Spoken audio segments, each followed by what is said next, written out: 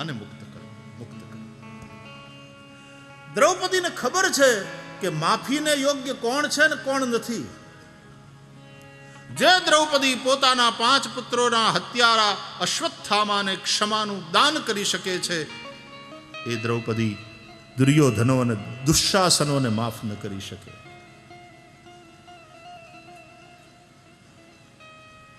કૃષ્ણ વિષ્ટિ માટે જાય છે એવા સમાચાર મળ્યા ને, અને આ બાઈ દુભાયેલી ખુલ્લા વાળને આમ ખભાની આગળ કરી, પોતાના છોકરાઓને મોઢ આગળ કરી, અને કૃષ્ણ જાતા ત્યાં રસ્તામાં આમ આડી ઊભી રહી. આ કૃષ્ણ એનો માનેલો ભાઈ, કે આ કૃષ્ણ એનો ખરેખર સખા છે દ્રૌપદી. પોતાના 5 ધણીમાંથી કોઈ જેટલા કદાચ નજીકથી દ્રૌપદીને ઓળખતા નથી, એટલા કૃષ્ણ દ્રૌપદીને નજીકથી ઓળખે છે. આવું એક સખ્ય, એક સ્વસ્થ સખ્ય કૃષ્ણ અને દ્રૌપદી વચ્ચે છે. સ્ત્રી પુરુષના બધા જ સંબંધોને શંકાની નજરે જોવાને એ બીમારી છે, માનસિક બીમારી છે. એ સંબંધો સ્વસ્થ સંબંધો હોઈ શકે.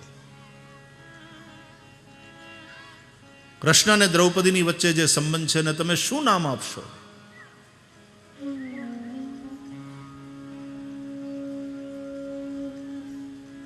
પોતાના ભાઈના દીકરાની વહુ, પોતાના મિત્રની પત્ની, આ તો વસુદેવનો દીકરો ને ઓલી તો દ્રુપદ રાજાની છોકરી, કોઈ લોહીનો સંબંધ નહોતો. અને છતાં દ્રૌપદી પોતાના ધણીઓને કદાચ કોઈ વાત ન કરી શકે તો ન કરી શકે, અને એવી વાત એ કૃષ્ણને એકદમ નિસંકોચ કરી શકે. આટલું સામીપ્ય કૃષ્ણ દ્રૌપદી, અને એ સ્વસ્થ સંબંધ.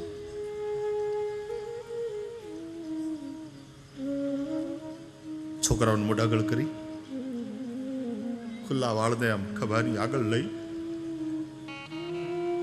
અને કૃષ્ણ જતા હતા ત્યાં રસ્તામાં ઊભી રહી કે કેશવ, જાઓ છો વિષ્ટિ માટે, સમાધાનની વાતો થાય છે. સાંભળ્યું છે કે 5 ગામ આપી દે તો કજિયાનું મોઢું કાળું કરવાના છો.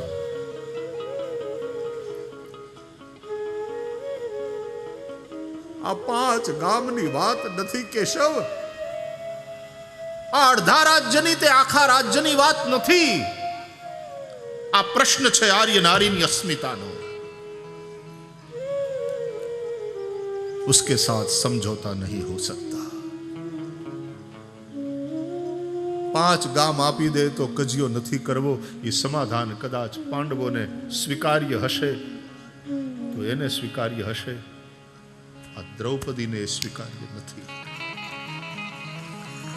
હું મારા છોકરાઓને મોટા કરીશ અને છોકરાઓને તૈયાર કરીશ કે તમારી માની ઇજ્જત ઉપર હાથ લગાડનારા હોય અને જીવતા નહીં છોડતા. હું લડી લઈશ. દ્રૌપદીને ખબર છે ક્યાં સમાધાન થાય અને ક્યાં ન થાય. આટલી કઠોર બનનારી દ્રૌપદી અહીંયા હાવ કરુણાની મૂર્તિ થઈને કહે છે, મુચ્યતામ મુચ્યતામ એષ બ્રાહ્મણો નિતરામ ગુરુ.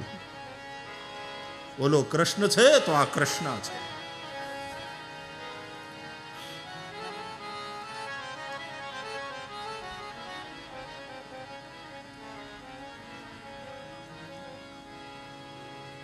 કૃષ્ણ પોતાનું નામ આપ્યું.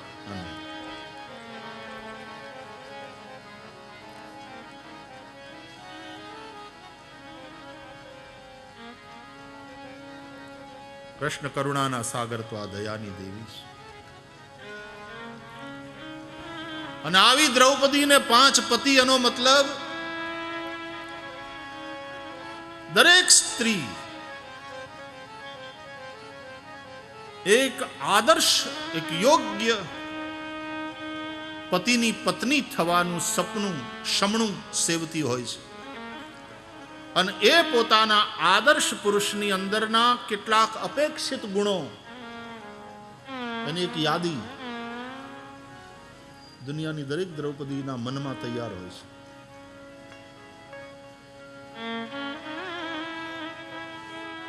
યુધિષ્ઠિર એક તો એ ધર્મનિષ્ઠ હોવો જોઈએ, કર્તવ્યનિષ્ઠ હોવો જોઈએ, એવો પુરુષ જોઈએ. દુર્જન નહીં, સજ્જન. બીજું, સજ્જન તો હોય પણ બળવાન હોવો જોઈએ, શુરવીર હોવો જોઈએ. એટલે ભીમસેન મારો પુરુષ બળવાન હોય, સમય આવે મારી રક્ષા કરે. એ પતિ છે, પાતિ ઇતિ પતિ. આમ તો અર્જુન પ્રત્યેને ખૂબ લગાવ દ્રૌપદીને, પણ ત્યારે કુરુક્ષેત્રની એ સભામાં પરાજિત પાંડવો પણ કઈ બોલી ન શક્યા અને દુશાસન જ્યારે વિલખતી દ્રૌપદીને વિવસ્ત્ર કરવાની કોશિશ કરે છે અને ત્યાં સુધી કહેવામાં આવ્યું ઓલી ચંડાળ ચોકડી દ્વારા કે દાસી હોય, વેશ્યા હોય, એ વિવસ્ત્રા હોય, નગ્ન હોય કે વસ્ત્ર સાથે હોય, શું ફરક પડે છે? તું હવે દાસી છે. અને દુર્યોધન એને પોતાની જાંગ બતાડતો હોય બેસવા માટે. દુશાસન એના વસ્ત્ર ઉપર હાથ નાખતો હોય અને કુરુ સભામાં કુરુકુળની પુત્રવધુ, કોઈ બીજી સ્ત્રી નહીં, આ જ પરિવારની એક પુત્રવધુ, એની આ દશા હોય અને કોઈ કઈ બોલતા ન હોય. ભીષ્મે પણ યોગ્ય ન્યાય ન કર્યો.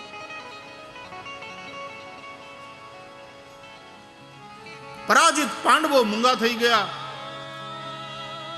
આમ ભલે અર્જુન થોડોક વધારે વાલો દ્રૌપદીને, પણ તેદી ભીમસેને જે ગર્જના કરી, પોતાની પત્નીની આ દશા જોઈને પરાજિત થઈ ગયેલો ભીમસેન પણ પોતાની જાતને રોકી ન શક્યા અને એણે ક્રોધમાં આવીને જે પ્રતિજ્ઞા કરી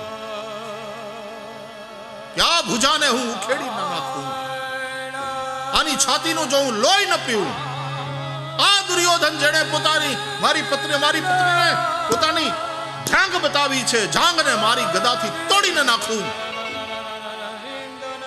હું ભીમસેન.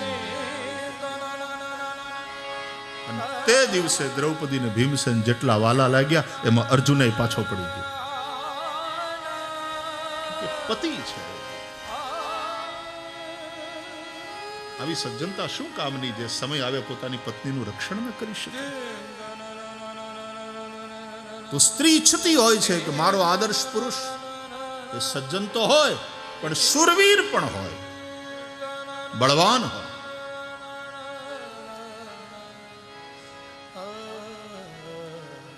પ્રેમી હોય, અર્જુનની જેવો પ્રેમી.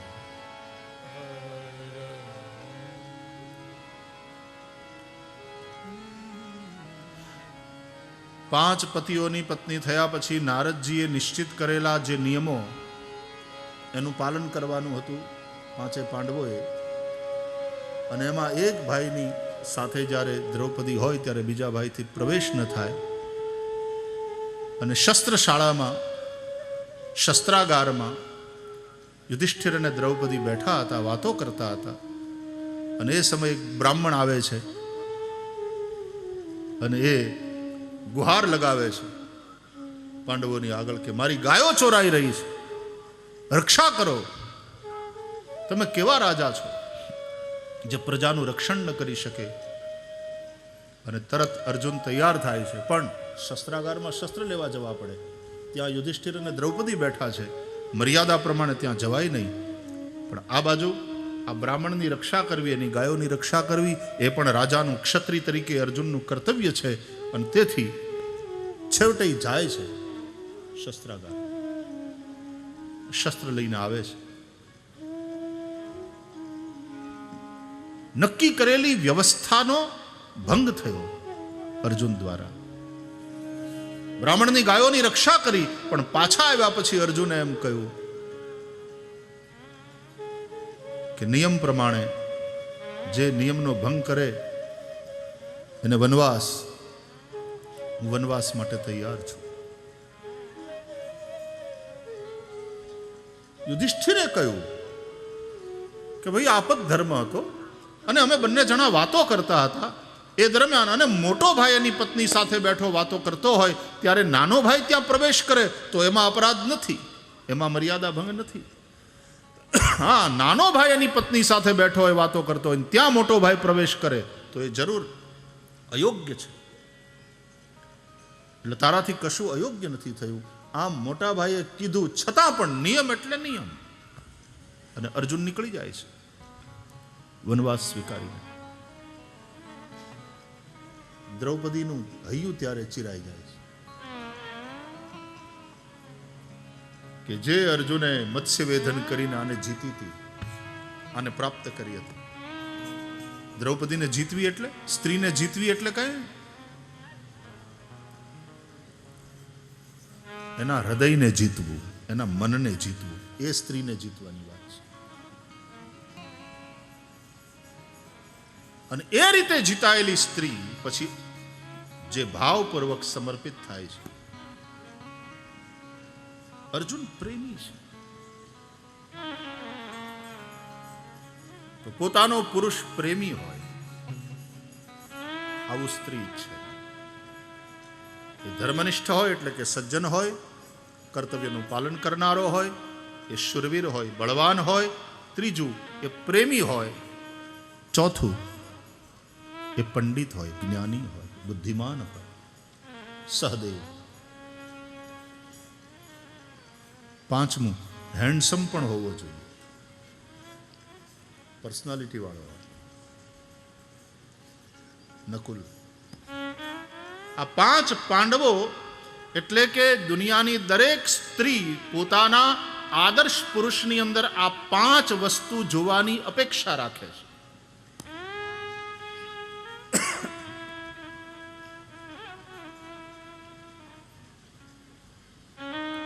દ્રૌપદીનું ચરિત્ર મહાભારતમાં અદ્ભુત છે. અને એવો એ પ્રેમી અર્જુન જ્યારે આ ઘટના પછી જે વનવાસ એને થયો અને એ નીકળી ગયો, દ્રૌપદીનું હૈયું ચિરાઈ ગયું કે પોતાનો આવો પ્રિય પુરુષ જઈ રહ્યો છે. અને એ દરમિયાન તો પાછો 3 લગ્ન કરીને આવ્યો. આ ગાળામાં જ બીજી 3ની હારે લગ્ન કરીને આવ્યો. ઉલુપી, ચિત્રાંગદા, અને પછી ફરતા ફરતા ફરતા અહીં પ્રભાસ આવ્યો ને જ્યારે આ જગ્યામાં અર્જુન, મહાભારતની કથા અનુસાર, ત્યારે અહીંયા આ જગ્યામાં આવ્યા પછી કૃષ્ણ અહીંયા આવ્યા. અને કૃષ્ણ પાછા ત્યારે મળ્યા અર્જુનને અહીંયા, અને કે હાલ હાલ ઘેર હાલ. જે સ્વયંવર દ્રૌપદીનો થયેલો ત્યારે પણ કૃષ્ણ ત્યાં હાજર હતા. અને પહેલું મિલન થયું ત્યારે પહેલી વાર કૃષ્ણને મળ્યા છે પાંડવો દ્રૌપદીના સ્વયંવર પછી. અને આજે અહીંયા અર્જુનને જોઈ અને પછી કૃષ્ણ એને લઈ ગયા દ્વારકા. હાલ હાલ તારે મામાનું ઘર છે હાલ. અને એમાં પછી ત્યાં એક સુંદર યુવતીને જે જોઈને તોય પાછા ભાઈ પુરુષનું મન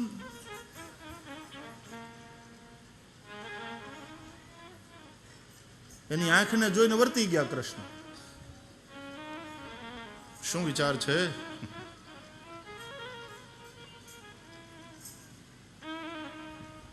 અર્જુને સ્વીકાર કર્યો,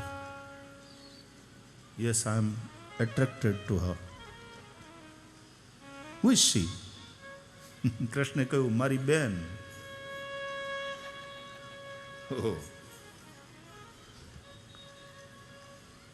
પરણવાનો?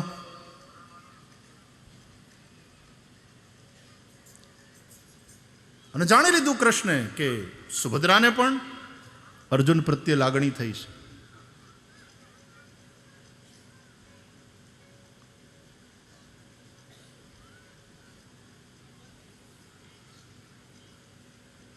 મામાની દીકરીને વરે. આહિર સમાજમાં આજે તો પરંપરા તો છે જ.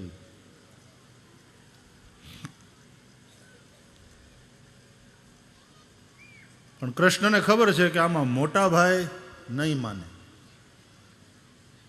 તે આ માથે ઊભા રહીને આ દ્વારકાનાથી એવું નાટક કરાવ્યું, ઓલાને સાધુ બનાવીને હરણ માથે ઊભા રહીને બેનનું હરણ કરાવ્યું કે ભાગી ઉપાડી જા, 2 જણા ભાગી જાઓ,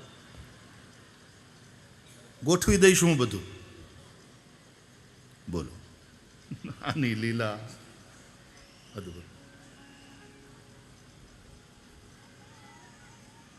તે ઉલુપી, ચિત્રાંગદા અને આ સુભદ્રા, એ ત્રણની હારે તો આ વનવાસ દરમિયાન લગ્ન કર્યા અર્જુન. અને ઉલુપી તો ન્યા રહી, ચિત્રાંગદા ન્યા રહી. પણ જ્યારે પાછા હસ્તિનાપુર ગયા ને વનવાસ પૂરો કરીને અર્જુન, ત્યારે સુભદ્રાને સાથે લઈને ગયા. એ સુભદ્રાને સાથે લઈને ગયા અને પછી એક તો આટલા સમય પછી પોતાનો પ્રિયતમ, પોતાનો પ્રિય પુરુષ પાછો ફરે છે અને દ્રૌપદી પ્રતીક્ષામાં છે. અને પ્રતીક્ષા કરતી એની પ્રિય પત્ની દ્રૌપદી જ્યારે પોતાના પ્રિયતમ પતિને જુએ છે અને એ પાછો એકલો નહીં બેકલો લઈને આવ્યો છે, તો શું થતું હશે બોલો દ્રૌપદી? અને જે વેણ કેવા પડે એ બધા કીધા છે દ્રૌપદીએ મહાભારતમાં, અર્જુનને કીધા. પણ અર્જુનજીએ સુભદ્રાને જે રીતે તૈયાર કરી છે કે જો તું આવી રીતે જાજે, આવી રીતે કરજે, તારે દ્રૌપદીને જીતવાની છે. અને સુभद्रा ग्वालिन का रूप लेकर के, सीधी सादी ग्वालिन, ग्वारिया तो है ही है कन्हैया, और उसकी बहन है तो ग्वालिन है. भूल गई मैं द्वारकाधीश जी की बहन हूं. एक ग्वालिन बन करके और सीधे ही जाकर के द्रौपदी के चरण को छुआ, प्रणाम किया. मुझे आपकी सेवा का अवसर दो, मैं आपकी दासी हूं. આ તો કૃષ્ણની બેન કરી શકે. અને દ્રૌપદીએ ઉઠાવીને જે સુભદ્રાને પોતાના હૃદયે લગાડી.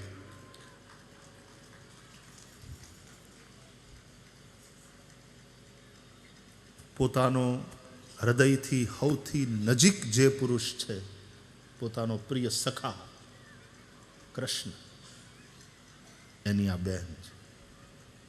એ જાણ્યા, હૃદયે લગાડી અને આ મૂચું જોઈને કહ્યું કે સખા, તમે મને આપેલી આ શ્રેષ્ઠ ભેટ છે.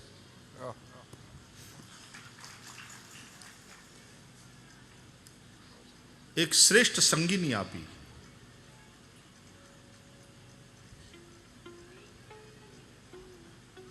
દ્રૌપદી ભદ્રા છે, આ કૃષ્ણની ભગીની એ સુભદ્રા છે. ભદ્રા એ પતિવ્રતા તો હોય, પણ જેના સંતાન નહીં, સુભદ્રાના સંતાન ન ટક્યા. હા, દ્રૌપદીના સંતાન ન ટક્યા, ભદ્રા. પણ સુભદ્રા એ કે જેને પતિનું સુખ છે અને સંતાનનું સુખ છે. સુભદ્રાનો દીકરો અભિમન્યુ, અને અભિમન્યુ ના રહ્યો પણ એનો વંશ રહ્યો પછી પરીક્ષિત. સુભદ્રા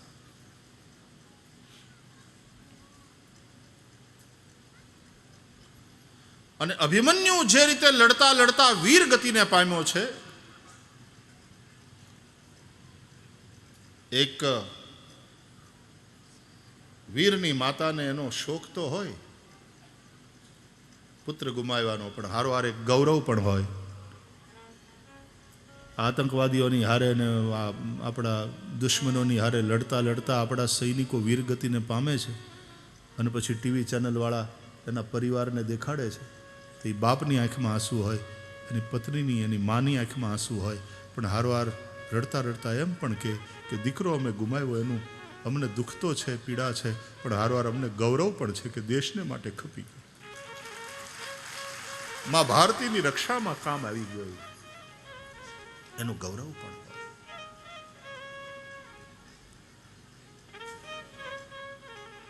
અભિમન્યુ એ રીતે વીરગતિને પામ્યો છે. જ્યારે દ્રૌપદીને વધારે દુઃખ એ વાતનું છે કે મારા છોકરા હુતાતા અને એ વખતે કોઈ કેને મારી નાખ્યા. ક્ષત્રિય બે રીતે મરે, યા તો ધર્મને માટે, રાષ્ટ્રને માટે, ગાયો માટે લડતા લડતા હમીરસિંહજી ગોહિલની જેમ,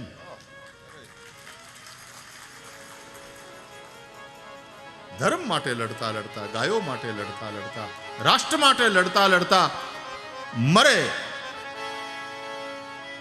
અને વીરગતિને પામે, યા તો પાછલી ઉંમરે વનમાં જાય. સંત કહી અસનીતિ દશાનન ચોથે પન જાય નૃપ કાનન.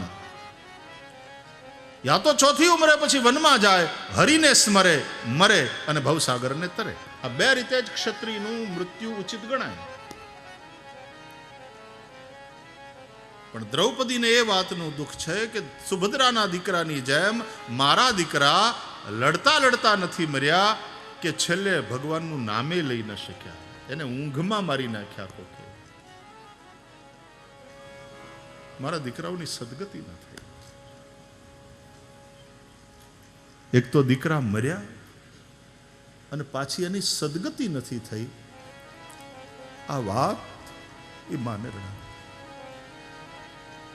હમણાં તો એ માને હું જોતો નથી ને, તો એક માં વલખા મારતી કથાઓમાં ઘણી વાર આવીને અને બધા કથાકારોની કથામાં જતી હશે અને એ જ કહેતી, મારા છોકરાએ આત્મહત્યા કરી, એનો જીવ ગતે થાય ને એવું ક્યાંક ક્યાંક કયો ને, મારા છોકરાની સદગતિ કેમ થાય, એના આત્માની સદગતિ કેમ થાય. એ માં વલખા મારતી, એના છોકરાએ આત્મહત્યા કરેલી. માને વધારે એ ચિંતા કે મારા છોકરાની સદગતિ કેમ થાય. માં ભાગવત પાઠ કરાવો, બધું સારું થશે, ભગવાન બધું ભાગવતમાં બધું છે. દ્રૌપદીને ઈ પીડા છે કે મારા છોકરા લડતા લડતા વીરગતિ નથી પામ્યા અને છેલ્લે ભગવાનનું નામે નથી લઈ શક્યા, એને ઊંઘમાં જ કોકે મારી નાખ્યા, મારા છોકરાઓની ગતિ ન થઈ. એ વાત આ માને વધારે રડાવે છે. અને એટલે પછી કૃષ્ણ ત્યાં આવ્યા અને પાંચેયના જે મૃત શરીર છે એના ઉપર શ્રી કૃષ્ણે દ્રષ્ટિ કરી અને સ્વયં પરમાત્માની દ્રષ્ટિ પડતા એ પાંચેયની સદગતિ કરી. ભગવાને દ્રૌપદીના આંસુ લૂછા. મત્રો સખી તેરે પુત્રોं की सदगति मत्र.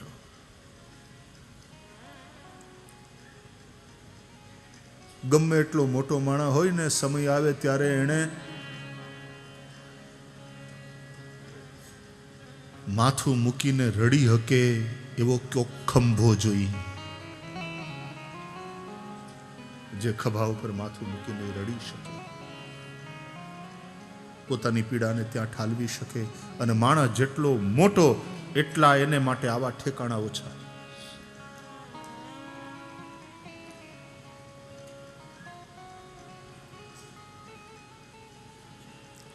દ્રૌપદીને માટે કૃષ્ણ એવું ઠેકાણું છે.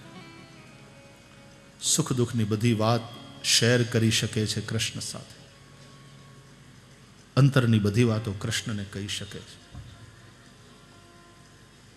બધી જ, મતલબ બધી જ. અને એને ખબર છે કે મારો આ સખા જજમેન્ટલ નથી. જે જજમેન્ટલ હોય ને બહુ, એને કંઈક કહેતા આપણે અચકાઈએ કે એનાથી જજ કરશે આપણને, કે તારાથી આમ થાય, તારાથી આવું કઈ, બહુ ખરાબ, બહુ ખરાબ.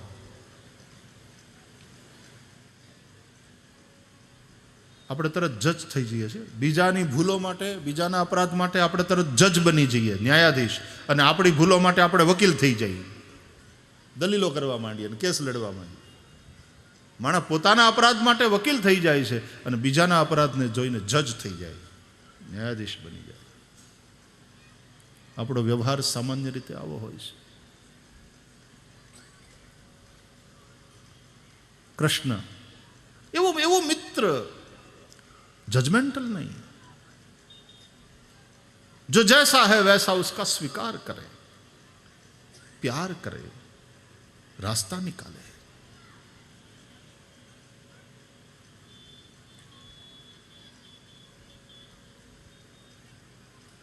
કૃષ્ણ એવું ઠેકાણું છે દ્રૌપદી માટે. અશ્વત્થામાની શિખાનું છેદન કરી અને અશ્વત્થામાને છોડી મૂક્યા અર્જુને. કૃષ્ણના સૂચના પ્રમાણે, કહેવા પ્રમાણે ધર્મરાજ યુધિષ્ઠિરને હસ્તિનાપુરની રાજગાદી ઉપર સ્થિર કરી ધર્મનું સંસ્થાપન કરી શ્રી કૃષ્ણ પરમાત્મા દ્વારકા જવા તૈયાર થયા. અને એ સમયે દોડતી દોડતી ઉત્તરા ભગવાન દ્વારકાનાથને શરણે આવે છે, પ્રાર્થના કરે છે. પોતાના હગા ભાણેજની વહુ છે. પાહિ પાહિ મહાયોગિન દેવ દેવ જગતપતે. પોતાના હગા ભાણેજની વિધવા પત્ની ઉત્તરા ભગવાનના પગ પકડી લીધા. બચાવો, બચાવો, બચાવો. કદાચ મારું મૃત્યુ થાય તો ભલે થાય, પણ મારા પેટમાં જે બાળક છે, મારા ગર્ભમાં જે આ પરિવારનો અંશ છે, એની રક્ષા કરો. શું થયું હતું? જીવતદાન આપીને છોડી મૂકેલા અશ્વત્થામાએ પૃથ્વીને નપાંડવી કરવાનો વિચાર કરી 5 પાંડવોને મારવા માટે 5 બાણ, અને એ પાંડવોના વંશને આગળ વધારનાર એકમેવ બાળક આ અભિમન્યુની વિધવા પત્ની ઉત્તરાના ગર્ભમાં છે. એ જાણી એનો નાશ કરવા માટે બ્રહ્માસ્ત્ર છોડ્યું છે.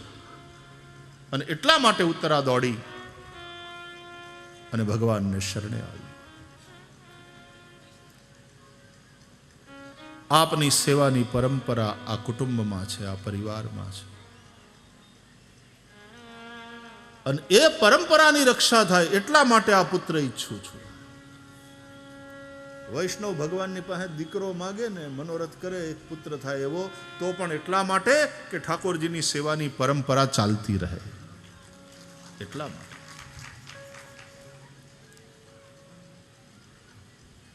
નહીં તો એવા વૈષ્ણવી પરંપરાના પછી વૈષ્ણવો એને છેલ્લે બહુ ચિંતા થાય કે અમારા ઠાકોરજીની સેવા અમે આટલા વર્ષથી કરી, જીવનભર જ્યાં સુધી શરીર હાલ્યું ત્યાં સુધી અમે કરી, ઠાકોરજીને બહુ લાડ લડાવ્યા, પણ હવે અમારે કોઈ છે નહીં પરિવારમાં, હવે આ સેવા કોણ સંભાળશે?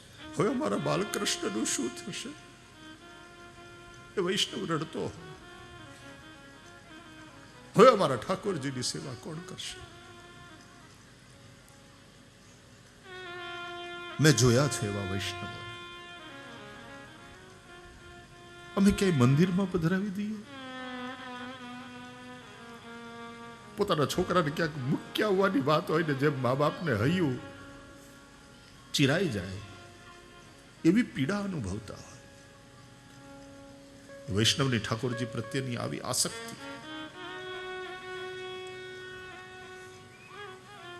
ઉત્તરા કહે છે આ બાળકની રક્ષા થવી જોઈએ, મારા ઉદરમાં જે બાળક છે એની રક્ષા થવી જોઈએ, જેથી કરીને આ સેવાની પરંપરા સુરક્ષિત રહે, ચાલતી રહે.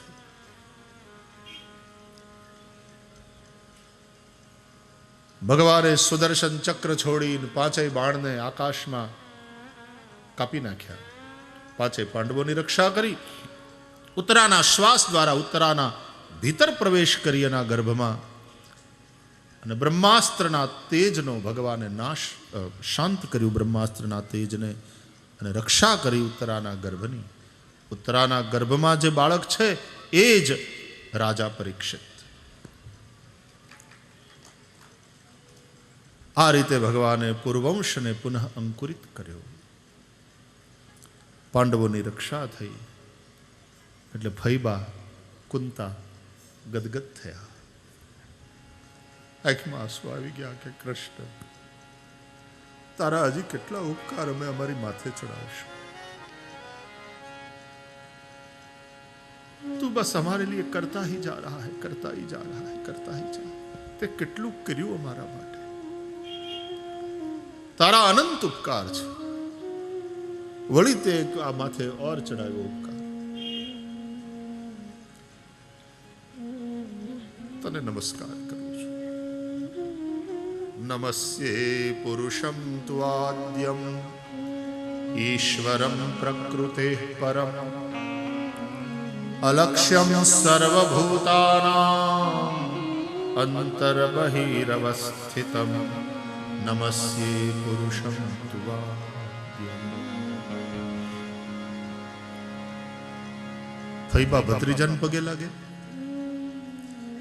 કે નહીં, તું આદિ પુરુષ છો. હે કૃષ્ણ, તું આદિ પુરુષ ભગવાન છે. નમસ્કાર તને બાપ.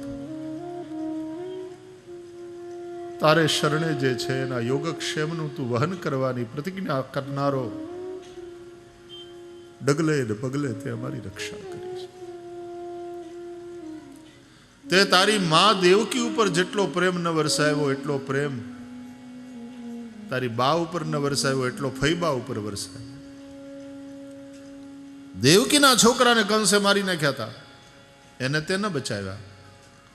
તે દેવકીની રક્ષા કરી કંસથી, પણ દેવકીના જે છોકરાઓને કંસે મારી નાખ્યા એની તે રક્ષા નહોતી કરી. જ્યારે મારી બાબતમાં હું વિચાર કરું છું તો વિમોચિતાહમ ચ સહાત્મજા વિભો ત્વયૈવ નાથેન મુહુર વિપદગણાત. અનેક વાર વિપત્તિઓથી તે મારા છોકરાઓ સમેત, અરે મારા છોકરાના છોકરાના છોકરાને તે બચાવ્યો.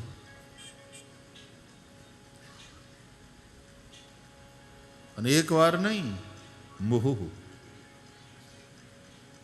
અનેકો વાર વિપત્તિઓથી તે અમારી રક્ષા કરી છે. અને પછી એક વાત એવી બોલી ગયા કુંતા કૃષ્ણની સ્તુતિ કરતા કરતા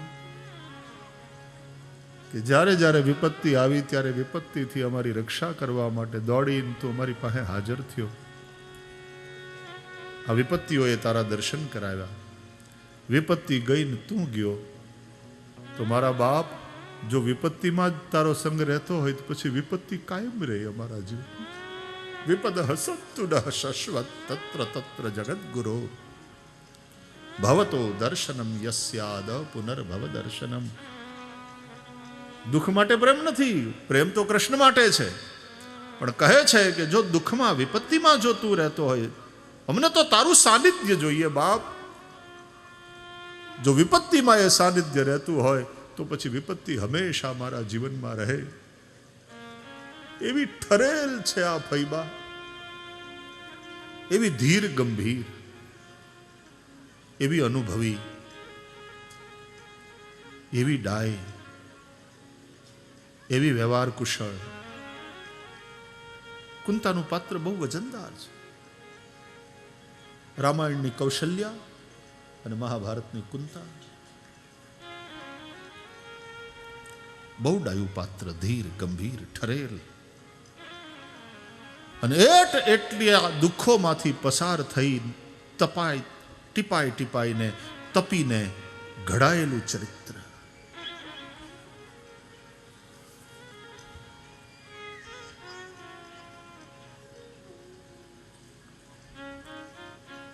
નિભાડામાં ચાકડે ચડ્યા પછી, ઘાટ પાકો કરવા માટે થઈને આટલા ટપલા ખાધા પછી, નિભાડામાં તપ્યા પછી, બળ્યા પછી, હળગ્યા પછી એ માટલું અંતે શું કરે?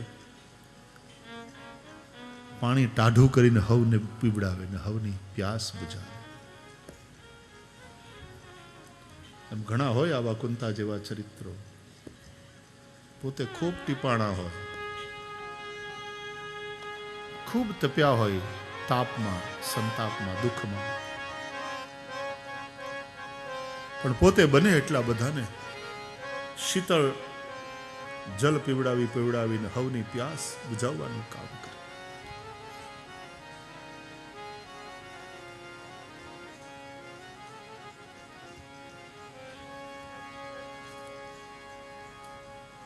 કુંતા માતાએ ભગવાનની સ્તુતિ કરી. ભગવાન પછી દ્વારકા ન ગયા. દ્વારકા જવાનો કાર્યક્રમ રદ કર્યો, કારણ કે પિતામહ ભીષ્મનું મહાપ્રયાણ નજીક છે. ઉત્તરાયણના સમયમાં પિતામહ ભીષ્મ દેહ ત્યાગ કરવાના છે. એને અંત સમયે દર્શન દેવા જવાનું છે. પાંડવોને લઈ પિતામહ ભીષ્મની પાસે કુરુક્ષેત્રમાં દ્વારકાધીશ પ્રભુ પધાર્યા. શયાનમ શરપંજરે, બાણશૈયા ઉપર સૂતા હતા પિતામહ ભીષ્મ. અનેકાનેક ભારત વર્ષના ઋષિઓ ત્યાં ઉપસ્થિત થયા છે અંતિમ દર્શન માટે. સૌનું વાણીથી સ્વાગત કર્યું છે પિતામહ ભીષ્મે. પાંડવો આવ્યા, એમણે આશીર્વાદ લીધા, અને જ્યાં કૃષ્ણ આવીને ઊભા રહ્યા ને, અને પિતામહ ભીષ્મની આંખો ભીંજાણી. પધારો વાસुदेव, आप ही की प्रतीक्षा कर रहा था, आप आ गए, मेरी प्रतीक्षा समाप्त हुई. अब प्रतीक्षा करने की बारी तुम्हारी है. सदेव देवो भगवान प्रतीक्षता. हे देवोना देव भगवान प्रतीक्षा કરો, હવે તમારો વારો. ક્યાં સુધી? કલેવરમ યાવદિદમ હિનોમ્ય.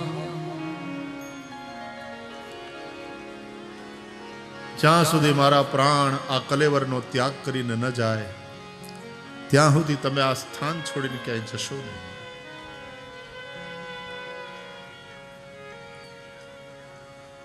ધર્મરાજ યુધિષ્ઠિર રડવા લાગ્યા. વિષાદથી ઘરે આવેલા ધર્મરાજ યુધિષ્ઠિરનો વિષાદ ધર્મોપદેશ કરીને પિતામહ ભીષ્મે દૂર કર્યો. કુરુક્ષેત્રના યુદ્ધ પહેલા વિષાદ અર્જુનને થયો, કૃષ્ણે ગીતાનો ઉપદેશ કરીને દૂર કર્યો. કુરુક્ષેત્રના યુદ્ધ પછી વિષાદ યુધિષ્ઠિરને થયો. પિતામહ ભીષ્મે ધર્મોપદેશ કરી એ વિષાદને દૂર કર્યો.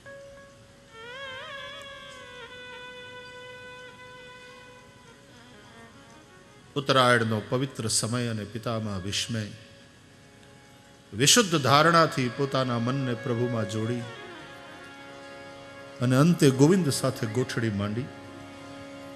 ઇતિમતિ રૂપ કલ્પિતા વિતૃષ્ણા ભગવતી સાત્વત પુંગવે વિભૂનિ સ્વસુખમ પગતે ક્વચિદ વિહર્તુમ પ્રકૃતિમુપેયુષિયદ્ભવા પ્રવા.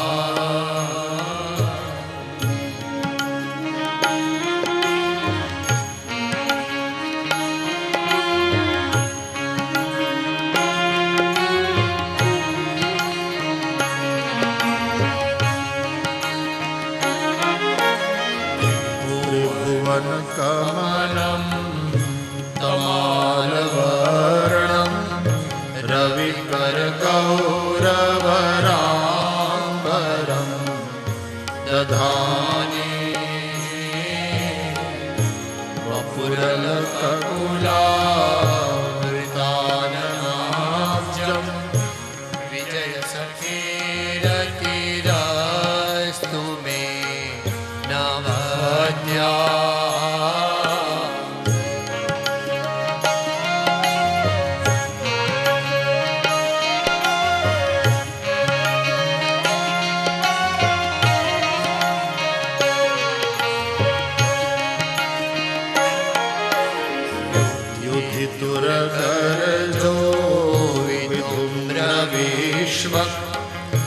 કચલુલિતાશ્રમવાલમ કૃતાસ્યે મમ નિશિતાશરૈ વિવિદ્યમાન ત્વચિ क्वचि विलसत्कवचेस्तु कृष्ण आत्मा।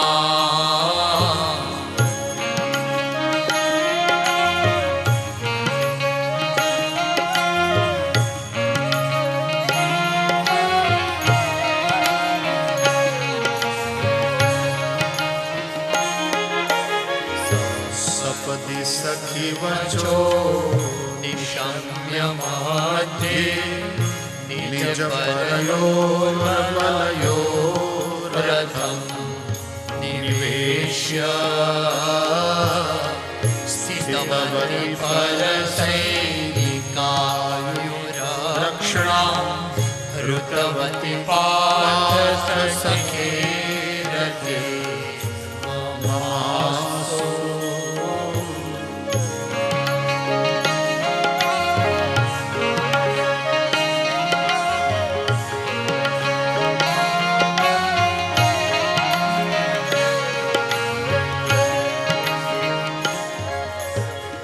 ये भीष्म स्तुति है।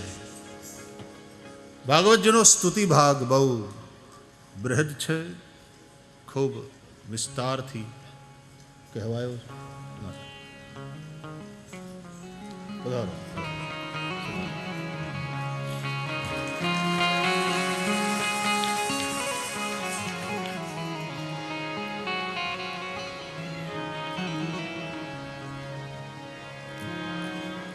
કુંતા સ્તુતિ પછી ભાગવતમાં ભીષ્મ સ્તુતિ આવે છે। સ્તુતિ સ્નેહ પ્રધાન છે। સ્તુતિ પ્રિયો વિષ્ણુ। ઉત્તરાયણના પવિત્ર સમયમાં પિતામહ ભીષ્મે દેહ ત્યાગ કર્યો। એના પ્રાણ ક્યાંય ગયા નહીં। સોંતઃ શ્વાસ ઉપારમત। ભાગવત કહે છે કે એમના પ્રાણ એમના પોતાના આત્મામાં જ લીન થઈ ગયા। યુધિષ્ઠિરે પિતામહ ભીષ્મની ઉત્તર ક્રિયા કરાવરાવી। મુહૂર્તમ દુઃખિતો ભવત। એક મુહૂર્ત શોક થયો અને પછી શોક છોડીને રાજા યુધિષ્ઠિર પોતાના કર્તવ્યમાં લાગી ગયા। ભગવાન દ્વારકાનાથ હવે પાંડવોની રજા લઈ અનેકાનેક દેશોમાં થતા થતા થતા દ્વારકા પધાર્યા। દ્વારકામાં ભગવાન દ્વારકાનાથના હામૈયા થયા।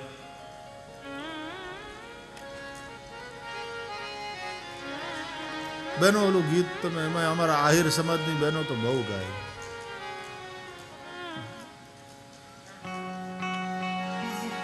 હોના ને હિંડોળે દ્વારકામાં દીવા બળે। મથુરામાં મોરલી ગોકુળના હિંડોળે હોના હિંડોળે દ્વારકામાં દીવા બળે।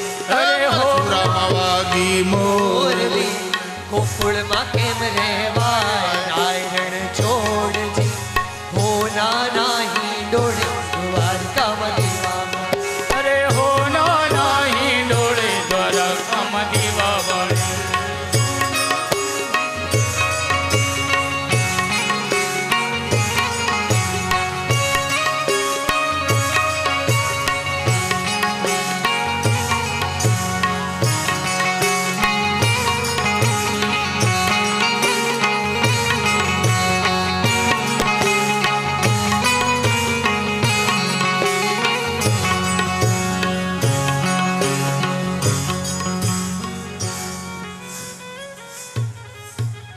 આપણે ત્યાં ગામડાઓમાં બહેનો બહુ સરસ ગાય।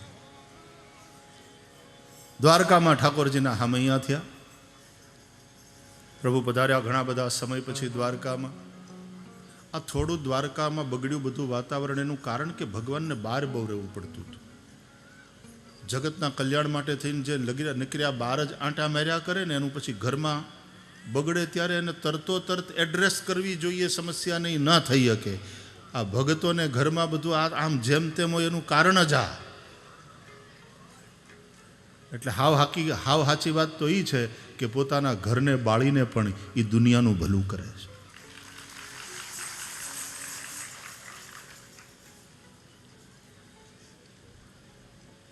પોતાના ઘરના સભ્યોને માટે સમય ના આપી શકતા હોય, ઘરે હોય તો વળી પાછા ન્યાય મળવાવાળા, ન્યાય લોકો સમસ્યા લઈને જાય, અમારે આમ છે આમ છે. ઘર છોડીને બહાર જવું પડે, ઠેઠ અહીં ઓખાથી લઈને આસામ સુધી પહોંચે કૃષ્ણ, કે ત્યાં પેલો નરકાસુર પેલો ભૌમાસુર હેરાન કરે છે ને આટલી છોકરીઓને કેદ કરી ન્યા પોગે. આખું ભારત આમ ધમરોળી વળ્યા છે કૃષ્ણ. પણ જ્યાં જ્યાં સમસ્યા હોય ત્યાં કૃષ્ણ પહોંચે, પાછા ત્યાં રહે. અને અહીં પાંડવોની સમસ્યા હતી એને દૂર કરી. કુરુક્ષેત્રનું એ વિષ્ટિ ફેલ જાવી, પછી યુદ્ધ થવું, યુદ્ધ થયા પછી વળી પાછું બધું હરખું ગોઠવાવું, બધું ઠરીને ઠામ થાય. એના પછી પાછું પિતામહ ભીષ્મનું સ્વર્ગમાં જાવું, અને એ બધું કરીને પછી એમ કે હવે હું ઘેર જાઉં, એક આંટો ઘેરે મારી આવું ને. હવે આવું કે એટલે સામેવાળા પાછા જે ભક્તો હોય, આ તમારું ઘર નથી. હા મારા બાપ, આ એ અમારું જ ઘર છે, પણ હવે તમે કહેતા હોય તો ઓલાની પાસે જરા આંટો મારી આવો, પધારો પધારો. કેટલા સમય પછી કૃષ્ણ પાછા આવ્યા દ્વારકામાં, અને દ્વારકામાં જે હામૈયા થયા એનું વર્ણન છે ભાગવતમાં અહીંયા વિસ્તારથી. તો આ પછી દ્વારકામાં થોડું ઘણું બગડવા માંડ્યું, ને થોડી અવ્યવસ્થા થવા માંડીને નવી પેઢીના જરાક ગરમ લોહીવાળા, ધગધગતા લોહીવાળા થોડા ઊંછાછડા થવા માંડ્યા. એનું કારણ આ બાપો નહોતો રહેતો ઘેર જાજુ, અને ઓલા બાપાનું કોઈ માનતા નહોતા બહુ. જેનો પ્રભાવ હતો એ બાપ તો ફર્યા કરતો હતો બધું. આવું થાય.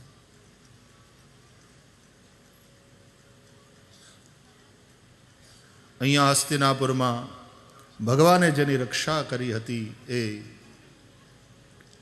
ઉત્તરાનો ઉદરસ્થ બાળક 9 માસ પરિપૂર્ણ થતા માતાના ઉદરથી પ્રગટ થયો પરમ ભાગવત મહારાજ પરીક્ષિતનું પ્રાગટ્ય થયું. બોલીએ પરીક્ષિત મહારાજ. વેદજ્ઞ અને દૈવજ્ઞ બ્રાહ્મણો આવ્યા, જાત કર્મ સંસ્કાર થયા, ભવિષ્ય કથન કરાવ્યું. પાંડવોએ અનેક ગુણો બતાવ્યા. ચક્રવર્તીના આના લક્ષણ છે કહ્યું. અને પછી બ્રાહ્મણો એમ બોલ્યા, ભવિષ્યવેત્તાઓ, કે તક્ષકાદ આત્મનો મૃત્યુમ દ્વિજપુત્રોપસર્જિતાત. બ્રાહ્મણ પુત્રના શાપથી અને તક્ષકના દંશથી આનું મૃત્યુ થશે. પાંડવોને ચિંતા થઈ. મૃત્યુ થશે એ વાતની ચિંતા નથી, જે જન્મે એને એક દી મરવું તો પડે જ, પણ જે રીતે એનું મૃત્યુ થશે બ્રાહ્મણ શાપથી. બ્રાહ્મણ એટલે જ્ઞાતિ વિશેષ એવું લેવાની જરૂર નથી, જે બ્રહ્મને જાણે એ બ્રાહ્મણ. અને એવો જે પવિત્ર પુરુષ હોય, એવો જે જ્ઞાની પુરુષ હોય, હવે એવાની ક્યાંક આંતરડી દુભાય અને ઈ શ્રાપ આપી દે અને જો મરે તો એની કોઈ દી સદગતિ ન થાય. તુલસી ગરીબન છાંડીએ બુરી ગરીબ કી હાય, મુએ ઢોર કે ચામ સે લોહા ભસ્મ હો જાય. કોકની આંતરડી દુભાણીને જો એના અંદરથી કંઈક નીકળી ગયું ને, પણ એ પાછો સજ્જન હોય, એ પાછો પરમાર્થી હોય, એ પાછો પવિત્ર પુરુષ હોય, અને એના મોઢામાંથી એવું કંઈક નીકળી જાય તો થાય. આ રીતે મરશે તો આની સદગતિ કેમ થશે? અને ઉદાર બ્રાહ્મણોએ કહ્યું કે ધર્મરાજ યુધિષ્ઠિર, ચિંતા ન કરો, તમારો આ બાળક ભગવત કૃપા પ્રાપ્ત છે.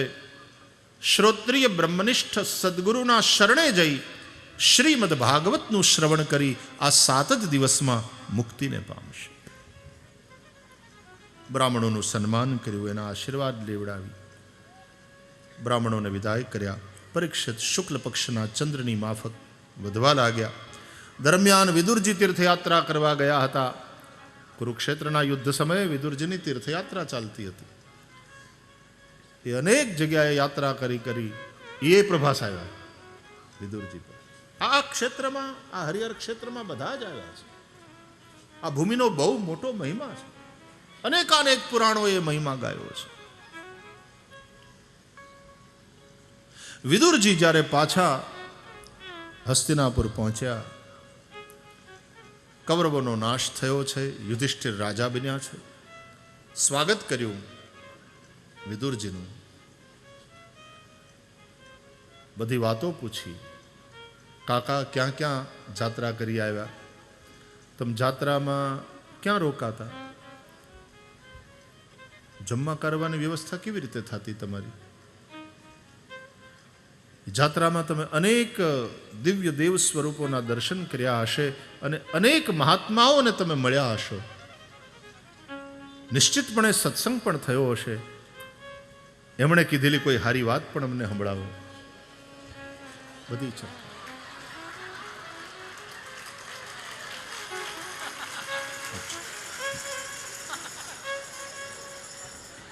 થાય ક્યાં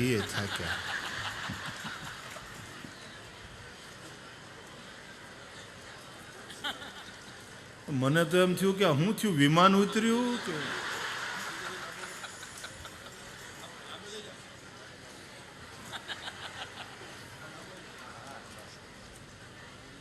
ઉંમર થાય એટલે હવા નીકળી જાય.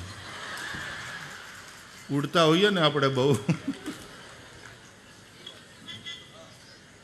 હવા નીકળી જાય પછી હારા ઢળી પડે.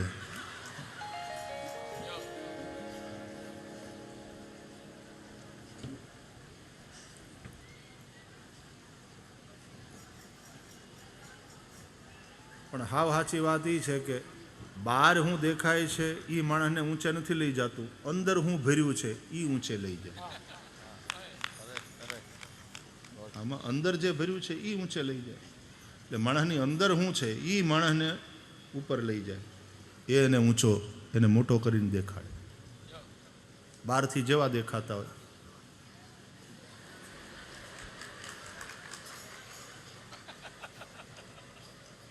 ભોંયે લ્યો.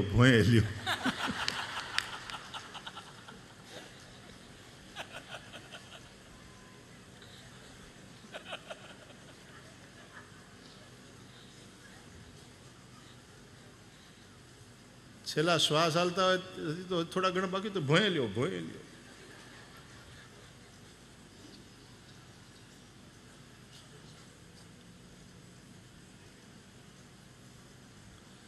શ્રી દ્વારિકાધીશ કી જય સોમનાથ. જય સોમનાથ. જય પ્રભાસ ક્ષેત્ર. જય હરિહર ક્ષેત્ર. બધા આવ્યા જાત્રા કરતા. કોણ કોણ મળ્યું, ક્યાં ક્યાં ગયા હતા, ક્યાં સત્સંગ થયા, ક્યાં રહેતા, શું ખાતા. જાત્રાળુને તો બધું પૂછીએ ને આપણે. જૂના જમાનામાં તો જાત્રાળુ જાત્રા કરીને આવે ને પછી ગામને જાપે, હડમાનની દેરીએ ત્યાં બેહે. ગામને ખબર પડે કે જાત્રાળુ આવી ગયા. ગામ આખું બહાર નીકળે, હામૈયા કરે, કોઈ કામે ન જાય. ગઈકાલે ધીરુભાઈ કહેતા હતા કે કોઈ કામે ન જાય, આખું ગામ હામૈયા કરવા ભેગું થાય. તેથી રજા પાડે. એ કે હવે તો મોટરું આટલી થઈ ગઈ, એરોપ્લેનમાં જાત્રા થાય, ગાડીઓમાં જાત્રા થાય, રોજના 6 આવે, કામ કેટલા બંધ રાખવા. એટલે હવે પહેલાં જેવા એવા હામૈયાને એવું નથી થતું. નહીં તો મને સાંભળણમાં છે હામૈયા થતા. અને હામૈયા થયા પછી પાછા મહિનાદી સુધી તો ઘેર પધરામણીઓ થતી. એવડા એ પાછા ઘેર સત્યનારાયણની કથા રાખે, બધાને ભેગા કરે. બીજું કંઈ હતું જ નહીં ને, સીધું સાદું જીવન હતું. એટલે ઉત્સવ લાંબા ખેંચાય એવું.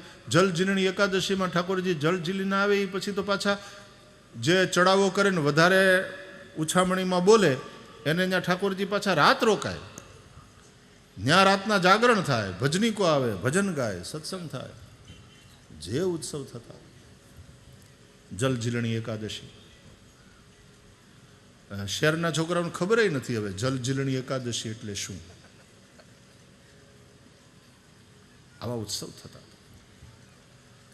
વિદુરજીએ બધી જ વાતો પાંડવોને કરી. પણ ઉદ્ધવ મળ્યા હતા જમનાજીને કાંઠે અને ઉદ્ધવજીએ યદુવંશ ક્ષય અને શ્રી કૃષ્ણ સ્વધામ ગમનના સમાચાર આપ્યા છે. આ વાત વિદુરજીએ પાંડવોને ન કહી. દુઃખી થશે જો કહીશ તો. પણ ધૃતરાષ્ટ્ર અને ગાંધારીને પાંડવો પોતાના મા બાપની જેમ હાંચવતા હતા. વિદુરને એમ થયું કે અરે જુઓ તો માણસની જીજીવિષા. જે ભીમસેનને અનાજમાં ઝેર ભેળવીને મારી નાખવાનો પ્રયાસ કર્યો તો આ લોકોએ એ જ ભીમસેન ચૂરમાના લાડવાને અડદની દાળ ખવડાવે છે આ ડોહાને અને હબડકા લે છે. કોઈ શરમ નથી. જે પાંડવોને લાક્ષાગ્રહમાં જીવતા બાળી નાખવાનો પ્રયાસ કર્યો હતો એ જ પાંડવોની સાથે એને આ મહેલમાં રહે છે. હજી એને વનમાં જઈને ભગવાનનું ભજન કરવાની ઈચ્છા નથી થતી. વિદુર ધર્મરૂપ છે. એકાંતમાં વિદુરજીએ ધૃતરાષ્ટ્રને ઉપદેશ કર્યો, પ્રેરણા કરી કે હવે તો છોડો બધું. અને વિદુરની પ્રેરણાથી ધૃતરાષ્ટ્રને ગાંધારીને સૌ હસ્તિનાપુર છોડી નીકળી ગયા. ગંગાને કિનારે હરદ્વાર પાસે સપ્ત શ્રોતમાં ગયા, જ્યાં સપ્તર્ષિઓના આશ્રમ છે. ત્યાં જઈને ભજન કરતા કરતા જે ઝૂંપડી બાંધીને રહેતા હતા એ ઝૂંપડીમાં એકવાર આગ લાગી, એમાં બળી મર્યા. સતી ગાંધારીએ પણ, ધૃતરાષ્ટ્ર અંદર હતા, આ લોકો બહાર હતા. કઈ પોતાનું કોઈ ફૂલ વીણતું હતું, કોઈ કા કરતું, એમાં ત્યાં લાગી ઝૂંપડીમાં આગ. અંધ ધૃતરાષ્ટ્ર તો ભાગીને ક્યાં જાય?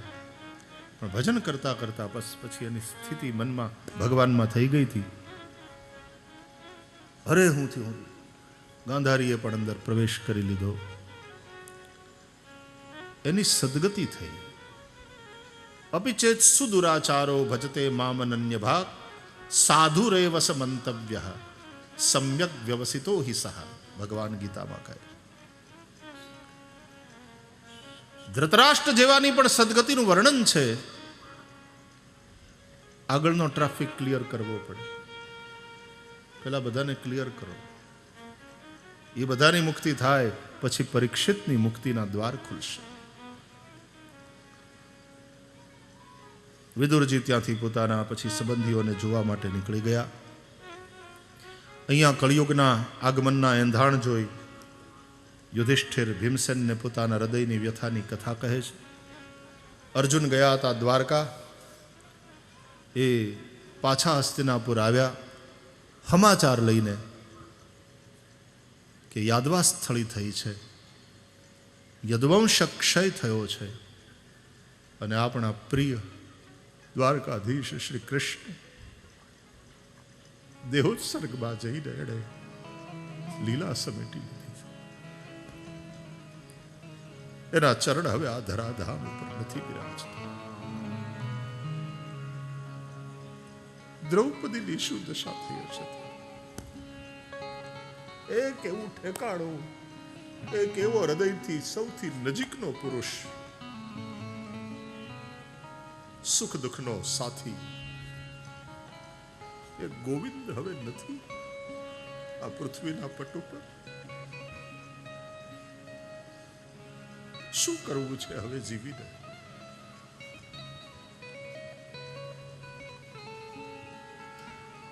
યુધિષ્ઠિરની દશા ગાંડા જેવી થઈ ગઈ. યુવાન પરીક્ષિતને હસ્તિનાપુરની ગાદી ઉપર બેસાડી પાંચેય પાંડવો અને દ્રૌપદી એ હસ્તિનાપુર છોડીને નીકળી ગયા હિમાલય.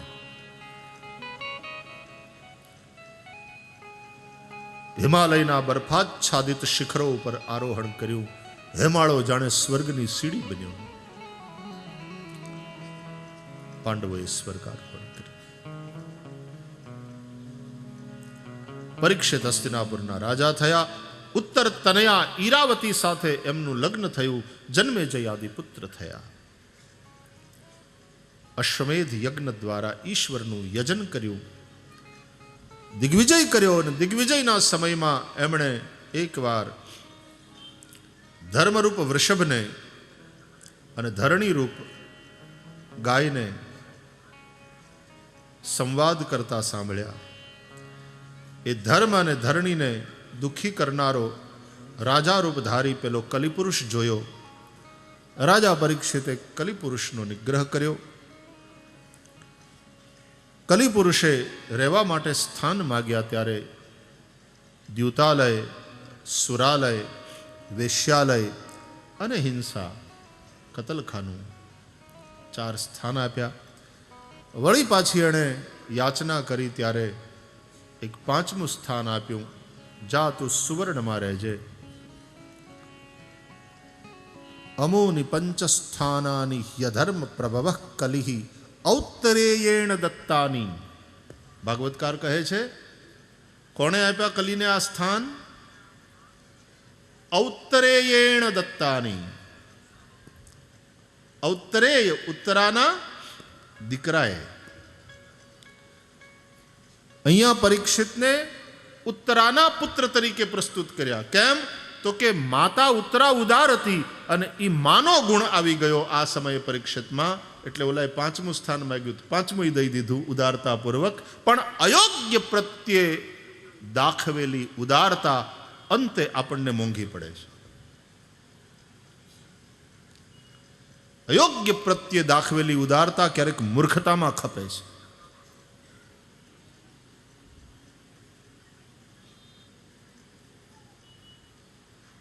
કેટલી વાર પૃથ્વીરાજ ચૌહાણે ઓલાને છોડી દીધો, બોલો. હવે 1-2 વાર છોડી દઈએ બરાબર, પણ પછી આટલી બધી વાર એને છોડવાની જરૂર નહીં. એ યવનને કે હવે બહુ થઈ ગયું, હવે દીકરા પૂરું. અયોગ્ય પ્રત્યે દાખવેલી ઉદારતા ઘણીવાર મૂર્ખતા પુરવાર થાય છે, આપણને મોંઘી પડે છે.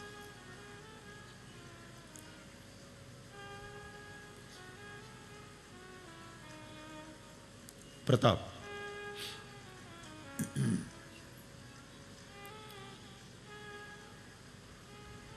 અને એટલા માટે જ જ્યારે રાજા પોતાના મસ્તક ઉપર સોનાનો મુકુટ પહેરીને બેઠા અને બુદ્ધિ બગડી, કારણ કે માથે કલી સવાર થયો, મૃગિયા રમવા માટે ગયા, અનેક નિર્દોષ પ્રાણીઓની હિંસા કરી અને પછી મધ્યાહન સમયે ભૂખ્યા અને તરસ્યા રાજા પરીક્ષિત શમિક ઋષિના આશ્રમમાં પ્રવેશ કરે છે. પ્રવેશ માટેની આજ્ઞા લેવી જોઈએ. રાજા હોય તો શું થયું? ઋષિના આશ્રમમાં પ્રવેશ માટે રાજાએ પણ આજ્ઞા લેવી ઘટે. એ આજ્ઞા વિના ગયા. આજ્ઞા મળ્યા પછી પણ રાજાએ પોતાના શસ્ત્રાસ્ત્રો બહાર રાખવા પડે. આમ ભલે રાજા, પણ ઋષિના આશ્રમમાં એની સત્તા ન ચાલે. ત્યાં ધર્મની સત્તા છે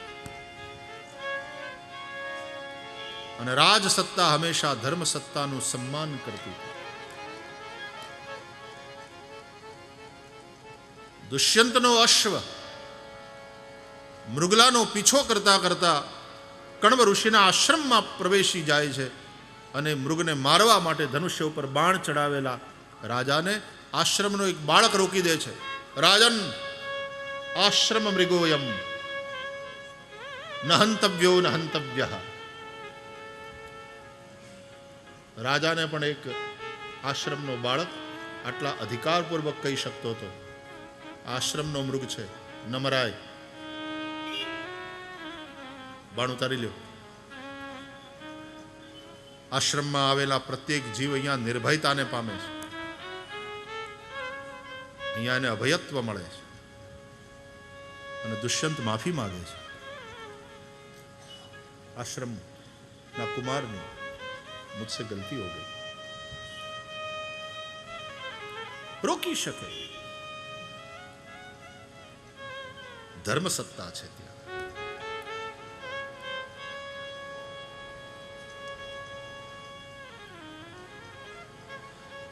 રાજાનું સ્વાગત ન થયું પરીક્ષિતનું, કોઈએ પાણીનું પૂછ્યું નહીં. રાજાને ક્રોધ આવ્યો. એક મરેલો સર્પ જોયો, ધનુષ્યથી ઉઠાવી ઋષિના ગળામાં નાખ્યો. કારણ કે ઋષિ તપસ્યામાં હતા, સમાધિમાં હતા. રાજાને એમ થયું કે આ સમાધિનો ઢોંગ કરે છે. ગળામાં સાપ નાખ્યો. ઋષિ સમાધિમાં હતા, સમાધિમાં રહ્યા. રાજા ગુસ્સામાં નારાજ થઈને ત્યાંથી જતા રહ્યા. ભાગવતના વિદ્વાનો કહે છે કે ગળામાં સાપ નાખ્યો ને એટલે ધડ આવ્યું નીચે અને માથું રહ્યું ઉપર, એટલે મસ્તકની અંદર જે 7 છિદ્રો છે, 2 આંખ, 2 કાન, 2 નસકોરા અને 1 મોઢું, એ 7 છિદ્રો બચી ગયા. એટલે રાજા પરીક્ષિતની 7 દિવસની આયુષ્ય બચી ગઈ.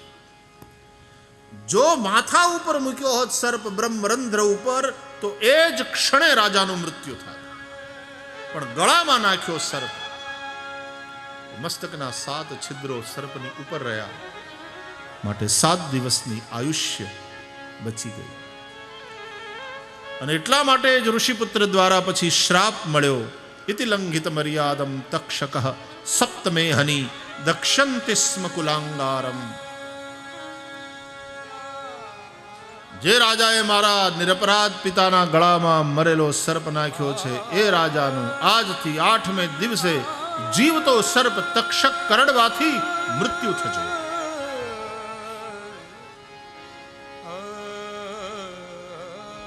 સર્પ કાળનું પ્રતીક છે.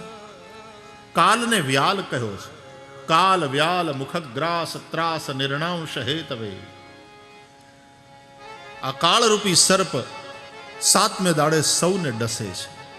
આ માત્ર પરીક્ષિતની કથા નથી, આપણા સૌના જીવન સાથે જોડાયેલું આ અનિવાર્ય સત્ય છે. 7 દિવસમાં સૌએ જવાનું. શનિ રવિ સોમ મંગળ બુધ ગુરુ શુક્ર હાથમાંથી અટાણે એક નક્કી છે, એ આપણને ખબર નથી. પછી છોકરાઓ ફોટાની અઠે લખશે ફાગણ સુદ 13 ને શનિવાર, પણ એ શનિવાર અટાણથી નક્કી છે.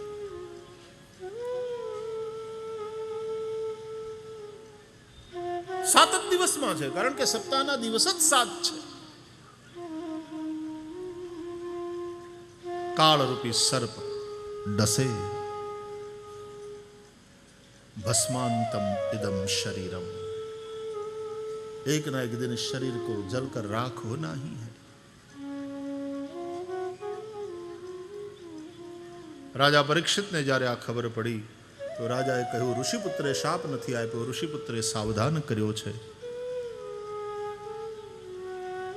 કે હવે તમારા જીવનના 7 જ દિવસ શેષ રહ્યા છે, જે કરવું હોય તે કરી લો. ભગવાનના ભક્તોની આવું પોઝિટિવ થિંકિંગ હોય, અને આવું પોઝિટિવ થિંકિંગ હોય ને ત્યારે શાપ પણ વરદાન બને. સત્તા સંપત્તિ સંતતિ કોઈ નહીં બચાવી શકે. પોતાના દીકરા જન્મે જઈને રાજગાદી સોંપી દઈ, અનશન લઈ કે આ ભૂખ તરસ સહન ન થયા એટલે આ અપરાધ થયો ને, માટે હવે જ્યાં સુધી આ શરીર છે ત્યાં સુધી ખાવા પીવાનું કાંઈ નથી આપવું. અનશન લઈ રાજા પરીક્ષિત ગંગાના કિનારે ગયા છે. ગંગા સ્નાન કરીને બેઠા. ખબર પડી આજુબાજુના આશ્રમોના ઋષિમુનિઓને, એ બધા ત્યાં એકત્ર થયા. રાજાએ સૌ ઋષિમુનિઓનું સ્વાગત કર્યું, પ્રણામ કર્યા, પ્રશ્ન કર્યો, મરણાસન્ન પ્રાણીનું કર્તવ્ય શું? મારું માર્ગદર્શન કરો. જેનું મૃત્યુ સમીપ આવ્યું હોય એને શું કરવું જોઈએ? અને પ્રત્યેક મનુષ્યએ પોતાના જીવનમાં શું કરવું જોઈએ? ટૂંકામાં કેવી રીતે જીવાય ને કેવી રીતે મરાય, આને લગતા 2 પ્રશ્ન કર્યા. જીવન સુધરે, જીવન સફળ થાય, મરણ સુધરે, એ માટેના પ્રશ્નો છે. રાજાના પ્રશ્નના ઉત્તરમાં કોઈ રાજાના ગુરુ બનીને રાજાને ઉપદેશ આપવા તૈયાર ન થયું, અને એ સમયે સમસ્યાએ પોતાનું સમાધાન સ્વયં શોધ્યું. અચાનક ત્યાં પ્રગટ થયા. બોલીએ સુખદેવજી મહારાજ કી જય. અધિકારી શિષ્યને અધિકારી ગુરુ મળે. ધન ગુરુ દેવા મારા, ધન ગુરુ દાતા રે, એ ગુરુજીનો મહિમા હું તો પલ પલ વખાણ. આપણે ત્યાં ગુરુ તત્વનું બહુ મહત્વ કહેવાયું. ગુરુ બિન ભવનિધિ તરઈ ન કોઈ, જો બિરંચી શંકર સમ હોય. બિન ગુરુ હોય કે જ્ઞાન, અને એ ગુરુ કર્યાથી ન થાય, ગુરુ ગોતવાથી નહીં મળે. શિષ્ય થાવ, ગુરુ સાંભળશે. અધિકારી શિષ્ય બનો, અધિકારી ગુરુ મળશે. સુખદેવજીને બોલાવ્યા નથી, પ્રાર્થના નહોતી કરી. સુખદેવજી ત્યાં અચાનક પ્રગટ થયા. તત્રાભવત ભગવાન વ્યાસપુત્રો યદૃચ્છયા ગામ અટમાનો નપેક્ષ. પૃથ્વીમાં વિચરણ કરતા કરતા શ્રી સુખદેવજી અચાનક ત્યાં પધાર્યા, પ્રગટ થયા. અને પછી શ્રી સુખદેવજીના શરણે ગયા રાજા પરીક્ષિત.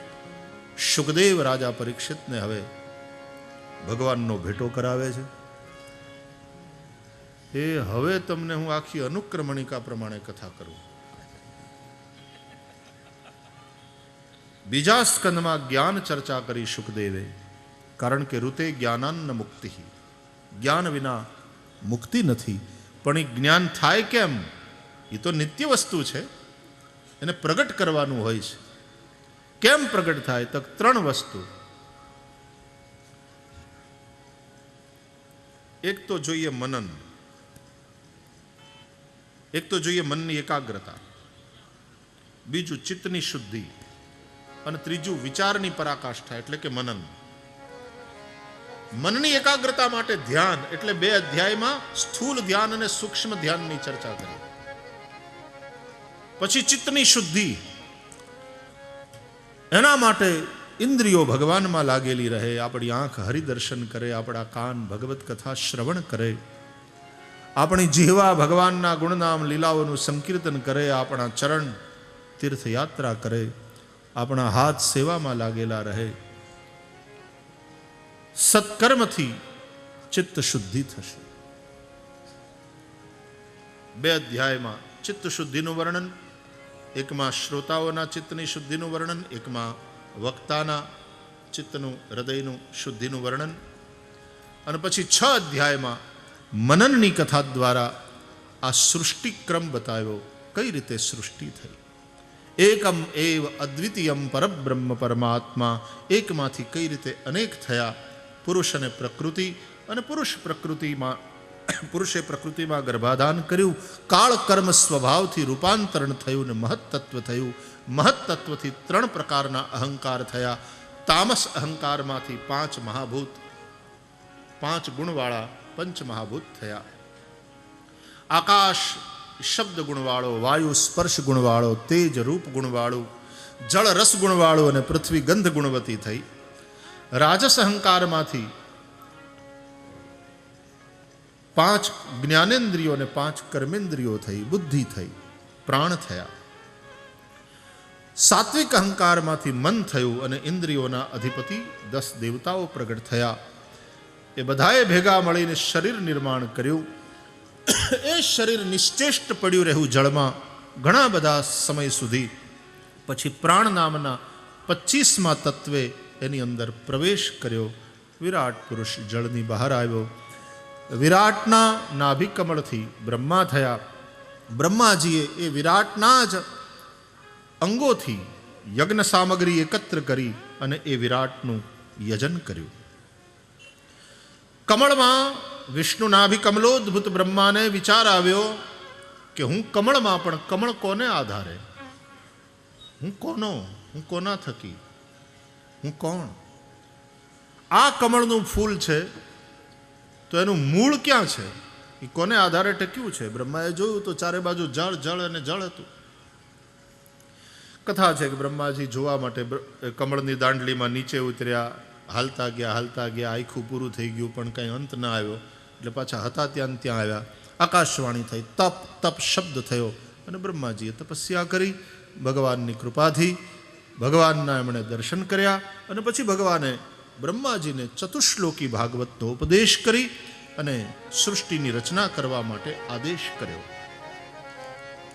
અહમેવા સમેવાગ્રે નાન્યદ્યત સદસત્પરમ પશ્ચાદહમ યદેતચ્ચ યોવશિષ્યેત સોસ્મ્યહમ ઋતેર્થમ યત પ્રતીયેત ન પ્રતીયેત ચાત્મની તદ્વિદ્યાદાત્મનો માયામ યથા ભાસો યથા તમઃ યથા મહાંતિ ભૂતાની ભૂતેષુચ્ચાવચેષ્વનુ પ્રવિષ્ટાન્ય પ્રવિષ્ટાની તથા તેષુ ન તેષ્વહમ એતાવદેવ જિજ્ઞાસ્યમ તત્વજિજ્ઞાસુનાત્મનઃ અન્વય વ્યતિરેકાભ્યામ યત સ્યાત સર્વત્ર સર્વદા.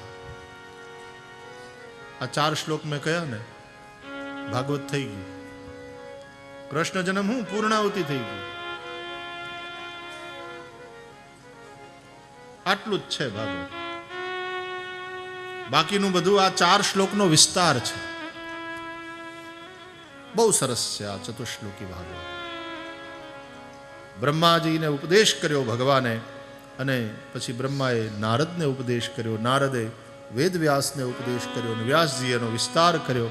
10 લક્ષણ યુક્ત આ સંહિતા રચી. અત્ર સર્ગો વિસર્ગશ્ચ સ્થાનમ પોષણમૂતયઃ મન્વંતરેશાનુકથા નિરોધો મુક્તિરાશ્રય. ત્યારે ભાગવતના સ્કંદ છે 12, લક્ષણ 10. એટલે પહેલો સ્કંદ એ અધિકાર લીલા કહેવાયો, બીજો સ્કંદ એને સાધન લીલા એવું નામ આપ્યું, અને ત્રીજાથી લઈ અને 12મા સુધી ભાગવતના 10 લક્ષણ. ત્રીજો સ્કંદ સર્ગ લીલા, ચોથો સ્કંદ વિસર્ગ લીલા, 5મો સ્કંદ સ્થાન લીલા, 6ઠો પોષણ, 7મો ઉતિ, 8મો મન્વંતર, 9મો ઈશાનુ કથા, 10મો નિરોધ, 11 મુક્તિ અને 12મો આશ્રય.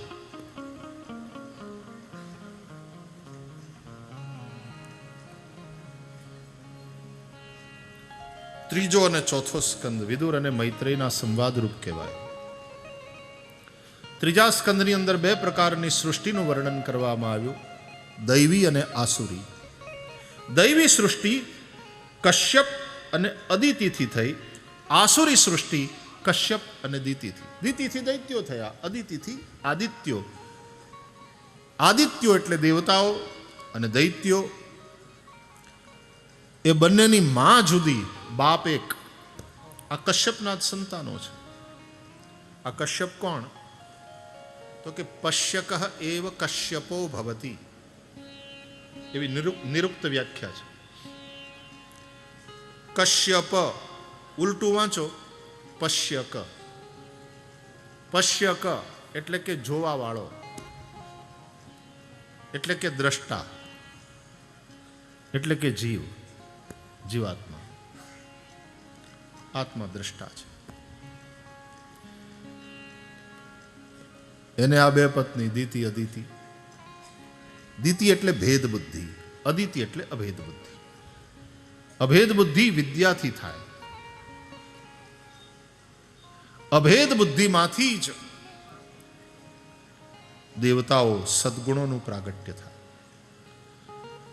અજ્ઞાન અવિદ્યાને કારણે ભેદ બુદ્ધિ થાય. એ ભેદ બુદ્ધિ એ જ દિતિ. એ ભેદ બુદ્ધિમાંથી જ દુર્ગુણોનો જન્મ થાય. આ દેવો અને દાનવોની વચ્ચે સતત સંઘર્ષ થાય છે. ત્રીજા સ્કંદમાં 3 દાંપત્યોની કથા છે. એક દાંપત્ય મનુ શત્રુપાનું, બીજું દાંપત્ય કશ્યપ અને દિતિનું, ત્રીજું દાંપત્ય કરદમ અને દેવહૂતિનું. એમાં જ્યાં સંયમ છે ત્યાં સદગુણી પ્રજા છે, અને જ્યાં અસંયમ છે ત્યાં આસુરી પ્રજા છે. કથા દ્વારા એ સમજાય. વરાહ ભગવાનના પ્રાગટ્યની વાત કરી, જેમણે પૃથ્વીને જળમાંથી બહાર કાઢી, જેના ઉપર મનુ અને શત્રુપાનું દાંપત્ય શરૂ થયું. એને 3 દીકરી આકુતિ, દેવહૂતિ, પ્રસૂતિ અને 2 પુત્ર ઉત્તાનપાદ અને પ્રિયવ્રત એ થયા. દેવહૂતિનું લગ્ન કરદમ સાથે, 9 કન્યાઓ, અને પછી સાક્ષાત પુત્ર રૂપે ભગવાન કપિલ પધાર્યા. કપિલ ભગવાને માં દેવહૂતિને સાંખ્ય શાસ્ત્રનો ઉપદેશ કર્યો. આપણે ત્યાં 6 દર્શન છે, એમાંનું એક દર્શન છે સાંખ્ય. સાંખ્ય, યોગ, ન્યાય, વૈશેષિક, પૂર્વ મીમાંસા, ઉત્તર મીમાંસા. આ 6 દર્શન. 7મું ભક્તિ દર્શન, એને સ્વતંત્ર માન્યું. આ 6 દર્શનના અલગ અલગ આચાર્યો છે. તો સાંખ્યનું દર્શન કરાવ્યું ભગવાન કપિલે.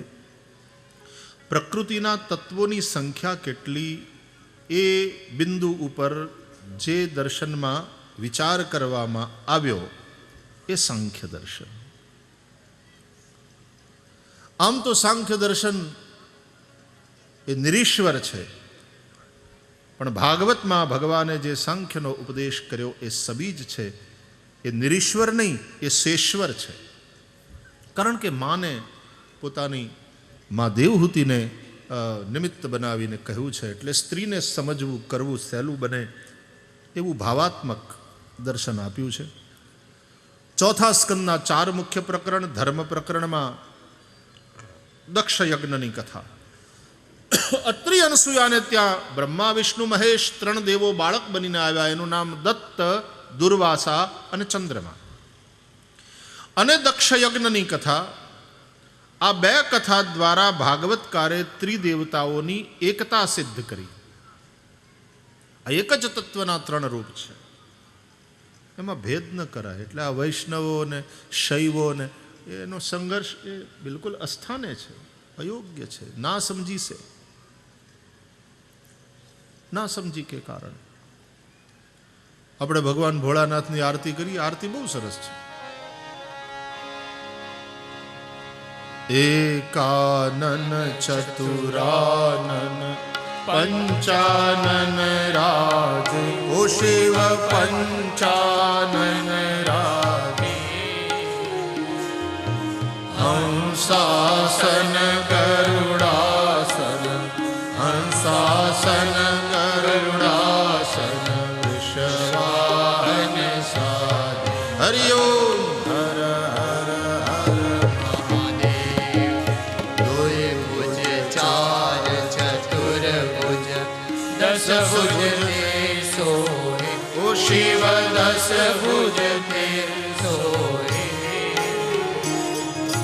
તીનો લોપ નિરખતા, તીનો રૂપ નિરખતા, ત્રિભુવન જન સોય. ઓમ હર હર હર મહાદેવ. અક્ષમાલા વનમાલા, કરુણમાલા ધારી, ઓ શિવ મુંડમાલા ધારી. ચંદન મૃગમદ ચંદા, ચંદન મૃગમદ ચંદા, ભારે શુભકારી. ઓમ હર હર હર મહાદેવ. શ્વેતાંબર પીતાંબર, વાંબર અંગે, શિવ વાંબર અંગે. સનકાદિક પ્રભૃતાદિક, સનકાદિક પ્રભૃતાદિક, ભૂતાદિક સંગે. ઓમ હર હર હર મહાદેવ. બ્રહ્મા વિષ્ણુ સદાશિવ, જાનક અવિવેકા. જાનકી સાંભળો. અવિવેકા. प्रणवाक्षर के मध्य, प्रणवाक्षर के मध्य, ये तीनों एका. ओम हर हर हर हर महादेव. ब्रह्मा विष्णु सदाशिव तो जानत अविवेका. એમાં ભેદ કરે એ તો અજ્ઞાની છે. પ્રણવાક્ષર ઓમકાર એમાં 3 એક છે. તો આ એક જ તત્વના 3 રૂપ છે. દક્ષ જેવા નારાયણના ભક્તને શિવ વિરોધી જોઈ અને નારાયણ પણ નારાજ થયા. રામાયણમાં ભગવાન રામ રામેશ્વરનું સ્થાપન પૂજન કરે છે, પોતાના મુખે મહિમા ગાયન કરે છે. શિવદ્રોહી મમ ભગત કહાવા. શિવનો દ્રોહ કરે, મારો ભગત કેવડાવે, વૈષ્ણવ કેવડાવે, એ મનુષ્ય મને સ્વપ્નમાં પણ વાલો લાગતો નથી.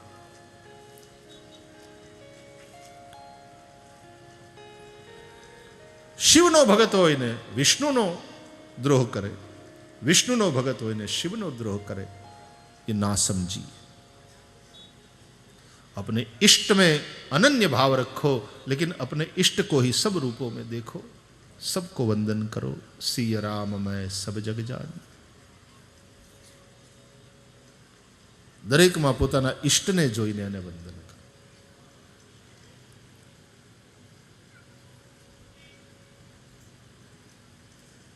धर्म प्रकरण में त्रिदेवताओं की एकता सिद्ध करी. चौथा स्कंधना अर्थ प्रकरण में ध्रुव चरित्र संभळाव्युं. 5 वर्षनो बाळक ध्रुव, उत्तानपाद राजानो दीकरो, अपरमाना कड़वा वेणथी विंधायेलो, पण ए वनमां जई नारद जेवा सद्गुरुना मार्गदर्शन में तपस्या करे छे. 5 महीनानी तपस्या में एणे परमेश्वर ने प्रसन्न कर्यो.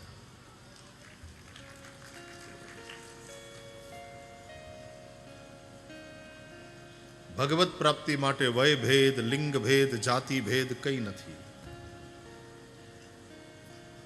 ध्रुव चरित्र संभळाव्युं. अर्थ प्रकरण में पृथु चरित्र संभळाव्युं. राजाना धर्म शुं एनु दर्शन करायुं. राज्य व्यवस्था केवी होवी जोईए, शासन व्यवस्था ए धर्म निरपेक्ष होवी जोईए के धर्म सापेक्ष, एनी पण चर्चा आमां मळशे.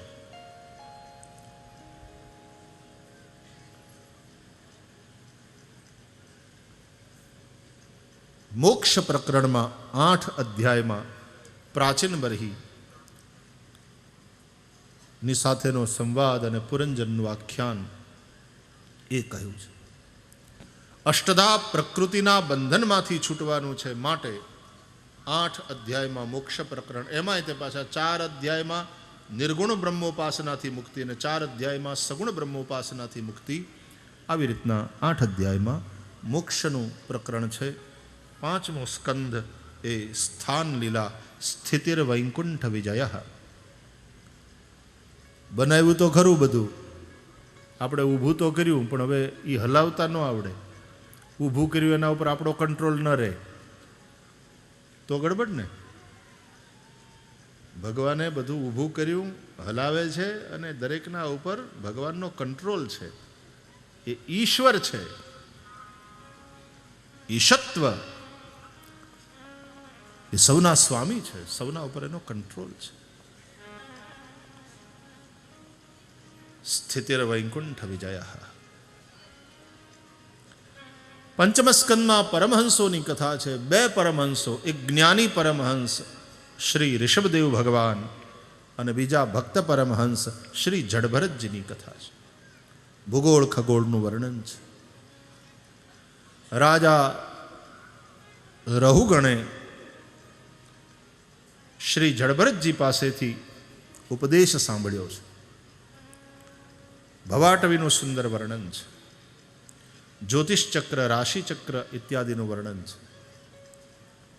જિયોગ્રાફી છે, હિસ્ટ્રી છે, એસ્ટ્રોનોમી છે, શું નથી ભાગવતમાં? બધું જ છે. ખગોળ વિદ્યા એટલે જ બધા શાસ્ત્રોનો સાર છે ભાગવત, એવું કહીએ છીએ. નરકનું વર્ણન કર્યું. 28 પ્રકારના નરક વિશે માહિતી આપી. જુદા જુદા પાપ કરનારાની જુદા જુદા નરકમાં ગતિ થાય છે બતાવ્યું. અને પછી 6ઠા સ્કંદના પ્રારંભમાં નરકથી છૂટવાનો ઉપાય રાજાએ પૂછ્યો. 6ઠો સ્કંદ પોષણ લીલા, એમાં 3 પ્રકરણ, નામ પ્રકરણ, ધ્યાન પ્રકરણ અને અર્ચન પ્રકરણ. નામ પ્રકરણ 3 અધ્યાયમાં, ધ્યાન પ્રકરણ 14 અધ્યાયમાં અને અર્ચન પ્રકરણ 2 અધ્યાયમાં. ભગવાનનું નામ, ભગવાનનું ધ્યાન, ભગવાનનું અર્ચન. ઘણાને પૂજામાં રસ હોય, પૂજા પાઠ કરે.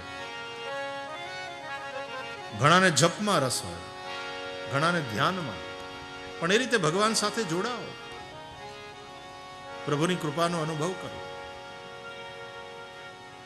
ધ્યાનમાં રુચિ હોય તો ધ્યાન કરો. મન થોડું ચંચલ હોય તો પૂજા દ્વારા મન ભગવાનમાં લાગતું હોય તો પૂજા પાઠ કરો. જપમાં જો તમારી રુચિ હોય, નામાસક્તિ હોય તો હાથમાં માળા લો. जप ले हरि का नाम मनवा, जप ले हरि का नाम, इसके नाम से बन जाएंगे, इसके नाम से बन जाएंगे तेरे बिगड़े काम। मनवा तू जप ले हरि का नाम, तो वो धन है जो निर्धन को धनवान बना दे। नाम ही नर को नारायण की सही पहचान करा दे, सही पहचान करा दे। मतलब एक है राम कहे तू, मतलब एक है राम कहे तू, या कह ले घनश्याम। मनवा तू जप ले हरि का नाम, मनवा जप ले हरि का नाम। मनवा तू जप ले हरि का